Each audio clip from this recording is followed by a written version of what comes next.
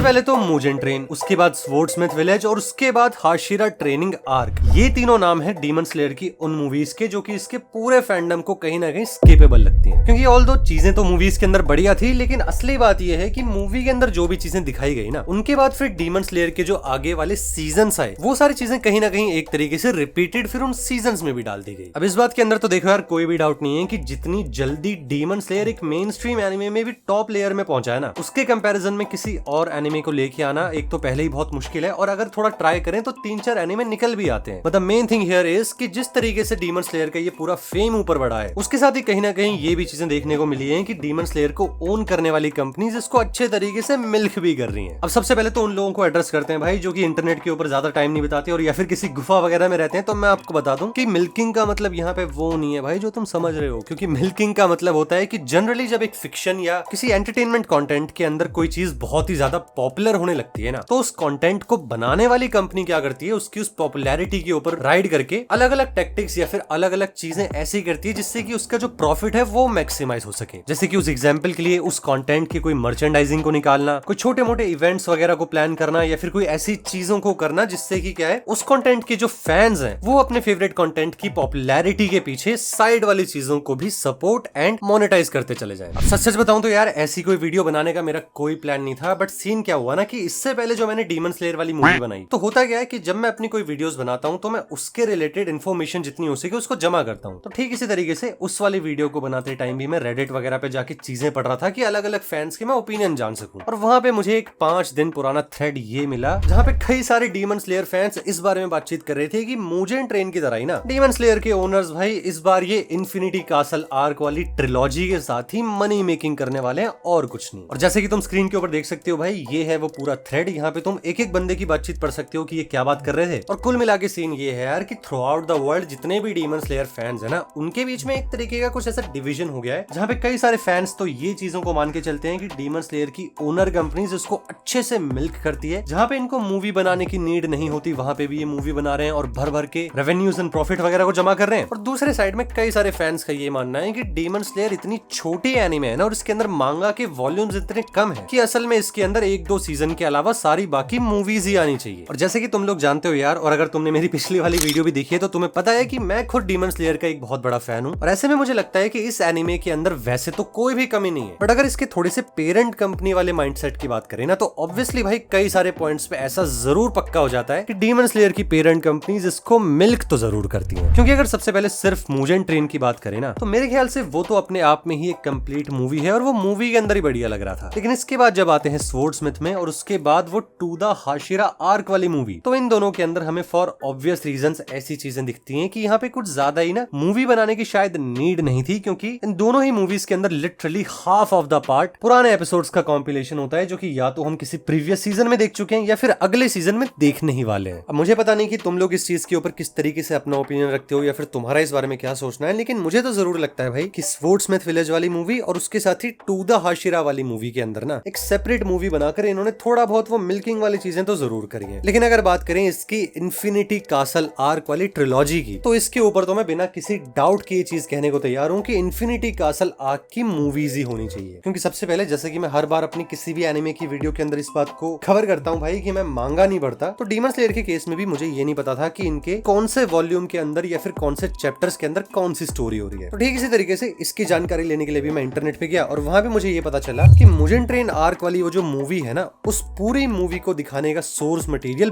12 volumes के अंदर है। मतलब तुम इस चीज को समझ रहे हो, 12 वॉल्यूम्स को इन्होंने एक मूवी के अंदर डाला है। और आई थिंक पूरे के पूरे डीमन स्लेयर फैंडम में कोई भी बंदा ऐसा नहीं होगा जो कि आके ये बोल दे कि मुजेन ट्रेन मूवी के अंदर भाई मजा नहीं आया। एंड इन माय केस यार, I think this is the most powerful reason जिसकी वजह से मुझे लगता है कि जब ये 12 वॉल्यूम्स को इतनी जबरदस्त मूवी में डाल सकते हैं, तो फिर इन्फिनिटी कासल आर्क के अंदर तो सिर्फ 5 ही वॉल्यूम्स है। और मूवी प्रोडक्शन के अंदर ना एक और ऐसी चीज होती है जो कि मुझे लगता है कि डीमन स्लेयर की ये इन्फिनिटी कासल आर्क वाली स्टोरी को ना बहुत अच्छे तरीके से और अमेजिंगली प्रेजेंट कर सकते। और वो चीजें हैं मेरे दोस्त, the time of production and the budget they approve. अब एक बार को अगर बजट वाली बात करें तो आई थिंक इसके जो ओनर कंपनीज है वो बजट देने में तो कोई दिक्कत नहीं करेंगे, क्योंकि demon slayer is like a very huge money making machine. But इसके अलावा ये जो एक एनिमे मूवी के अंदर जो प्रोडक्शन टाइम अलॉट होता है, या फिर किसी भी जनरली दूसरी मूवी में भी एक प्रोडक्शन टाइम होता है, उसको अलॉट करने से चीजें ये हो जाती हैं कि मूवी के अंदर जो क्वालिटी स्टैंडर्ड्स हैं वो अचीव रहते हैं और उनके अंदर जो क्वालिटी है वो मेंटेन करी जा सकती है। And that's that's why I think कि इन्फिनिटी कासल आर्क के अंदर डीमन स्लेयर में जो चीजें होने वाली हैं उनका तो भाई एकदम